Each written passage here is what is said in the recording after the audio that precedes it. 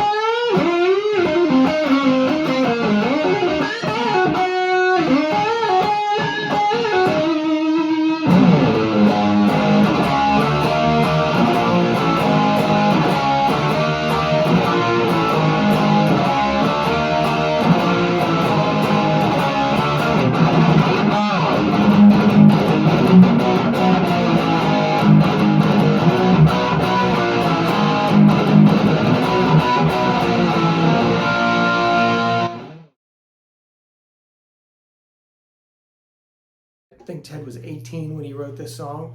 This song was an absolute mystery to me to play until not all that long ago, 4 or 5 years ago when I was at the Dallas Guitar Festival with Ted. And there's a video out there, close up. I'm standing behind Ted in the booth. Up until then, I never saw enough of what's going on with his hands to figure out how in the hell to play this freaking weird ass solo. As accustomed as I become to playing Ted Nugent guitar and Ted Nugent solos, this one is different.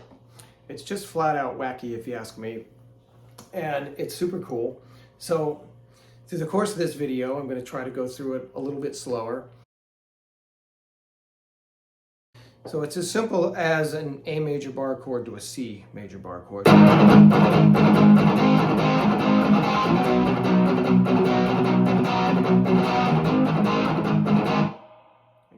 I don't know how much of it he's strumming. I didn't analyze it as closely as I probably should have recently, but I think he's hitting all of it at some times. And then we go to this classic. I think Ted said it was some sort of a piano cover, but I'm not sure. I never heard piano in this song, but so it's really just part of that A major chord. So it's the bottom half of an A major bar chord. So instead of doing the whole chord, we're literally just doing the bottom half. So he plucks it. You can see that he's got these two fingers. I would say it's always been natural for me to use these two fingers. My pick is hitting the D string. And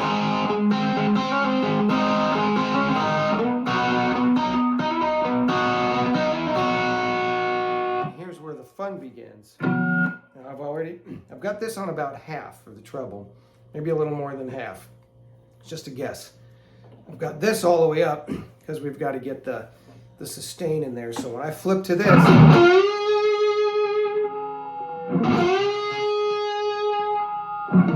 okay, since I haven't figured out what Ted has, the genius of exactly where to put yourself at all times to get every note that you want to get, seemingly so, I'm still messing with this. I spent more time messing with this probably than I did anything else related to this video, and it's still not right. And this is a Black Star I'm playing through, and it's this electronic, new-aged, foofy stuff, and it's got this damn, that's putting it nicely, noise gate built into it, which I absolutely hate. You have to plug it into a computer to turn the noise gate off, and I did that before and I updated or something. I'm going back to old school here. I love the sound that comes out of it most of the time. Okay, so we get this sustained note to hold, and then I'll slowly play through the solo the best I can, and we'll go from there. And then I'll try to slow it down even a little bit more after that. On the neck, I'm gonna keep that wide open so when we flip up, we're ready to go.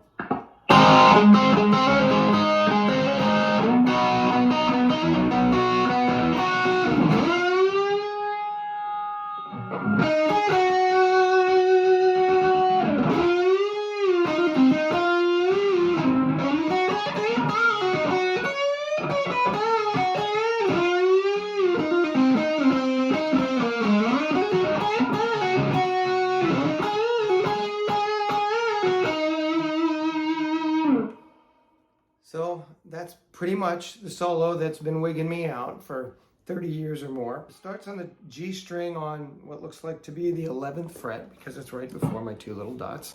You let it come down off of there, hopefully without feeding back.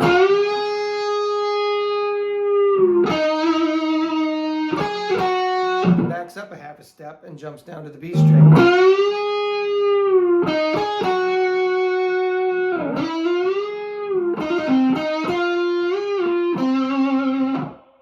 Can't really tell you what that is. I would never have picked the arrangements, but with Ted, you can almost bet if there's a way to do something without moving, Ted does it the other way. Instead of, it's the way I used to play it. Ted.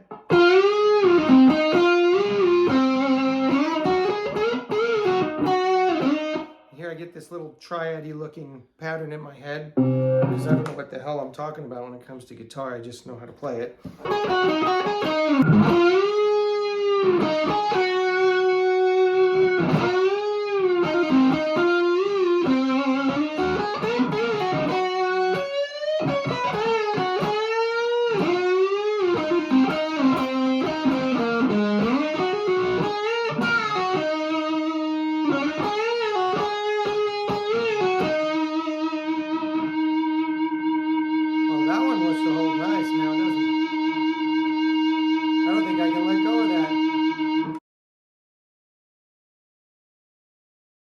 Back in bridge position. It's almost like he does three stages here. You hear the open E, then you hear the higher E, then you hear them together. You hear the E string along with the D string. D string is just going to be G sharp, it looks like. Then you hear kind of a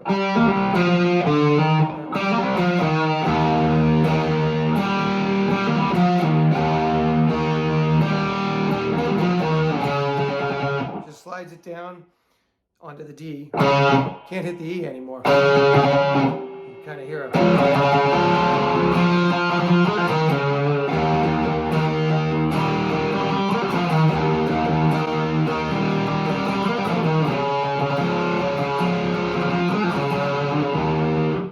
Then we jump right back to the beginning. Well, it's a little different because we were... But now we're doing the...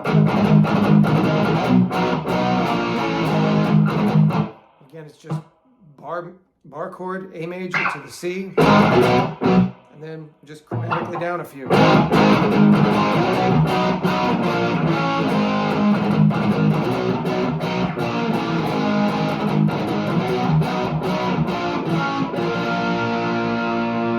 So he ends up on like a C sharp here as a bridge for the, right after the second verse we jump to, so it's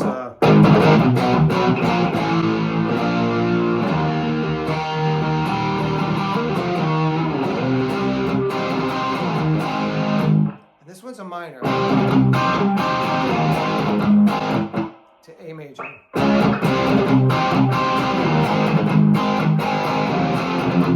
F sharp major. And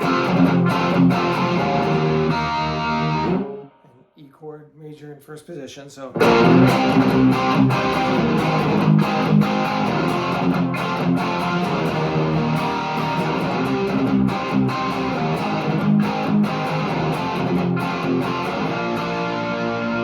slide that up.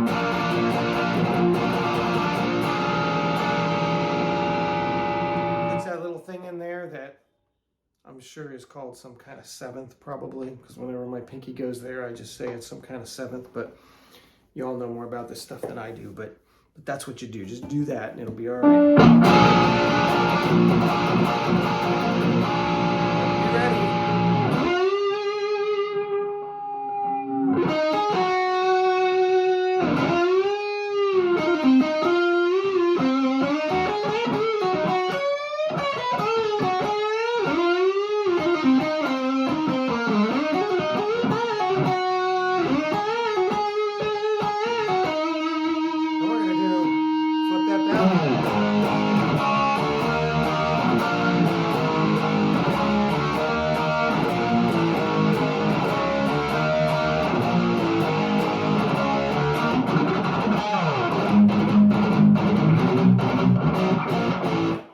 So it's easy, but putting it together is, you just got to get the fluidity going, and you got to get the attitude. You just you got to have some kind of boiling juice going on inside of you somewhere, or else this kind of stuff doesn't come out. I tend to like eights on most of my guitars. I've been embarrassed about that, to let that out, but the hell with it.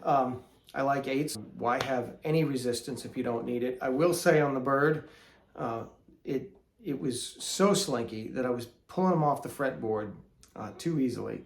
So I just put some nines back on, but they're a Ernie Ball slinky hybrid set. So they're 9 to 42. They all seem to have an 11 for your B string, but for some reason, I guess instead of 46, these are 9 to 42, and I think it just might be the absolute perfect compromise for me. I do not have big hands, unlike Ted, although everybody tells Ted he has big hands, and I don't think he likes it because he doesn't think he has big hands, but compared to me, he has big hands. He definitely has fatter fingers that will just hold these strings down more easily. So I like slinky strings. I'm tuned down a half step, which Ted's been doing for years. I love it for lots of reasons. Well, two mainly. I like the sound of it, but primarily, and I like, well, three. I like the fact that it's a little bit easier on vocals. And more than anything, I think I like the slinky nature of it. Light strings and tuned down is just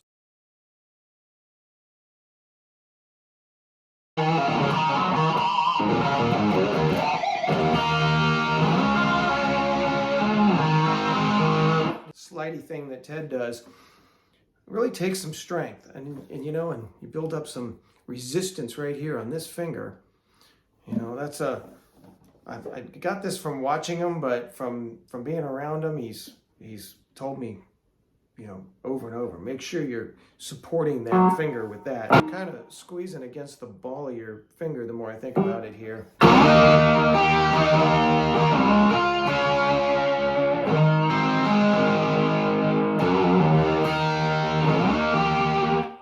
We first heard the slide action at its finest, I think, and I'd have to say in Great White Buffalo, probably on Gonzo, I think it was, but